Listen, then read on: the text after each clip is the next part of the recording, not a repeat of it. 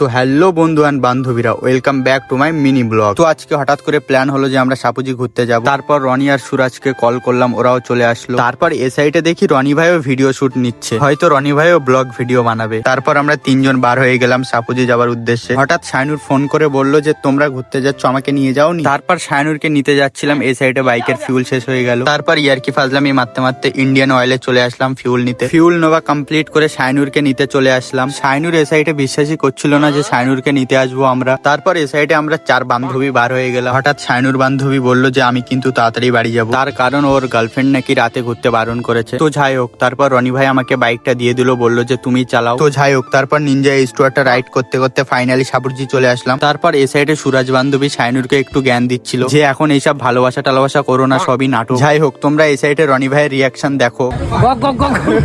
তো যাই বলো, আজকে কিন্তু সেই লেভেলের এনজয় হচ্ছে। তারপরে এই সাইডে হঠাৎ শাইনুর বললো যে আমার খুব জোরে হিসু পেয়েছে, তাই শাইনুরকে নিয়ে স্পেন্সারে চলে আসলাম শাইনুরকে হিসু করানোর জন্য। তারপর এই সাইডে সব কাজ কমপ্লিট করে একটু স্পেন্সারটা ভালো করে ঘুরে দেখছিলাম, তার কারণে এই স্পেন্সারটা শাইনুর কিনবে বলছে। তারপর এই সাইডে একটা লিফটে উঠলাম, লিফটটা অনই হচ্ছিল না, কি বলবো আর ভাই, ভাগ্যটাই খারাপ। বাইরে আসতেই শাইনুর বান্ধবীর মতো আর একটা বান্ধবী পেয়ে গেলাম, তারও নাকি দাঁড়িয়ে উঠছিল না, তাই শাইনুর তার নতুন বান্ধবীর সাথে কিছু ফটো তুলছিল। তারপর আমরা কোথায় ঘুরতে গেলাম সেটা দেখার জন্য সবাই ফলো করে পার্ট 2 কমেন্ট করো। তো যাই হোক, আজকের ব্লগটা এতটুকুই ছিল, দেখা হচ্ছে পার্ট 2 এ। বাই।